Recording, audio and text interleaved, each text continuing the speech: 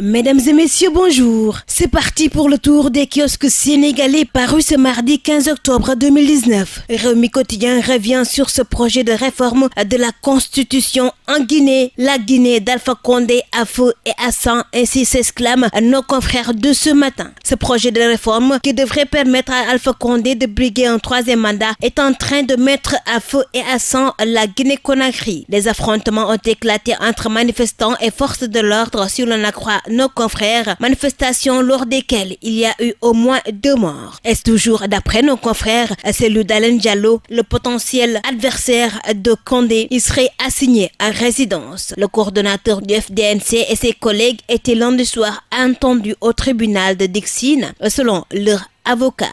Nos confrères de la Tribune parlent aussi de la situation en Guinée ce lundi. Ce quotidien nous signale que ces manifestations contre un troisième mandat du président Alpha Condé ont déjà engendré plusieurs blessés dans la capitale. Déjà très tôt lundi, les échauffourées ont commencé sur l'axe Sofonia-Wandindra et plusieurs foyers d'affrontement ont été enregistrés ici et là entre des manifestants et des agents de force de l'ordre déployés sur le terrain. Toujours d'après la Tribune, le gouvernement guinéen a envoyé aux médias un communiqué de la présidence de la République très surprenant. Aucun mot sur la dure journée de ce lundi. Et cette communication, qui n'avait été diffusée dans aucun média public, laisse penser que la présidence s'est contentée de se prononcer uniquement sur la situation d'avant. Nos confrères de la Tribune qui parlent par ailleurs de l'Assemblée nationale qui serait en quête de crédibilité dans l'affaire des 94 milliards. Ces députés ou simples citoyens qui refusent de déférer à la convocation d'une commission d'enquête parlementaire seront désormais sous la menace de sanctions pénales, si l'on en croit en tout cas nos confrères. Et là, le député Chirsek, il annonce travailler sur une proposition de loi pour contraindre tout député cité dans cette affaire des 94 milliards de déférer à une convocation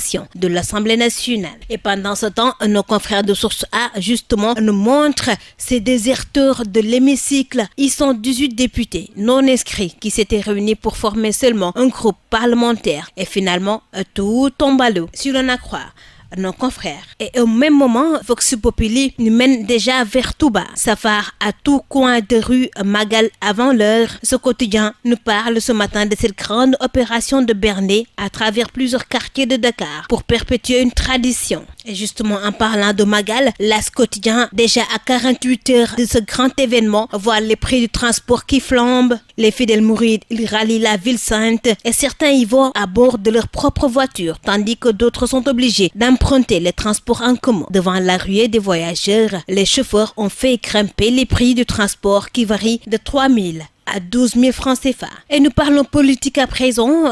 L'Observateur s'intéresse à ce débat autour d'une ambition présidentielle. Et c'est avec Aminata Touré, la mimique du palais. La présidente de CSE est tentée par l'expérience d'être la première femme à occuper la présidence de la République, selon nos confrères de l'Observateur. Mais pour certains qui lui dénient une base politique, Mimi Touré n'a pas encore toute l'étoffe de ses ambitions. Dakar Times, de son côté, parle cybersécurité, cyberdéfense, sécurité des systèmes d'information au Sénégal. Notre écosystème numérique est-il bien protégé? Ainsi s'interroge nos confrères qui nous parlent de la France qui a ouvert une école de cybersécurité à l'École nationale de l'administration à Dakar. Une école qui est curieusement rattachée à la présidence de la République, si l'on en croit nos confrères de Dakar Times, en lieu et place du ministère de l'Éducation nationale ou celui de l'enseignement supérieur. Et voilà pourquoi des experts sénégalais s'interrogent sur les motivations réelles de cet établissement qui fait la promotion de la doctrine française en matière de cyberdéfense. Ainsi nous signale Dakar Times. Et là, nous bouclons le tour des kiosques sénégalais avec Stade Quotidien qui nous parle de Famara Diédhiou. Comment il a joué contre Thiago et Marquinhos. Son retour en sélection a été fructueux contre le Brésil le 10 octobre dernier. Et toujours positif malgré sa longue absence, Famara Diédhiou est resté professionnel jusqu'au bout de sa mise à l'écart. Selon toujours Stade Quotidien qui précise que l'attaquant sénégalais a longtemps attendu pour effectuer un retour fracassant et offrir l'égalisation au Lion, et ce devant les Oriverdés. Et c'est avec cette note de sport, mesdames et messieurs, que nous bouclons ce tour des kiosques sénégalais apparu ce mardi 15 octobre 2019. Merci à vous de l'avoir suivi et très bonne lecture à tous.